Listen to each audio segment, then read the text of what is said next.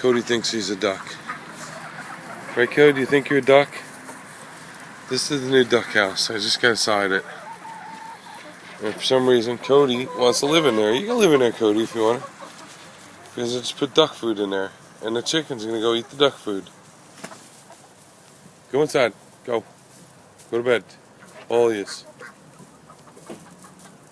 Go to bed. All of yous, go to bed. That's an order. That's right. Go to bed. That's an order. Hey, stop eating that duck food.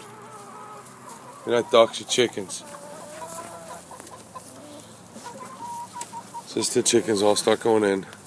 He's all curious what we're doing inside. Jane's in there feeding them. Because they have food all day. Buster, what are you doing in the pen? Buster? Buster, Bonnie's in here. Everybody's in the pen and not supposed to be in here. This is the chicken pen.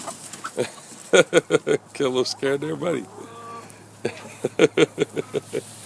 This is the chickens hanging on a... That's why you can grow no flowers in a flower pot by a chicken coop. Right there. That's the reason.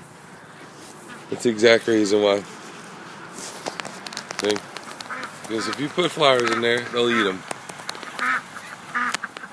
The duck's getting all excited.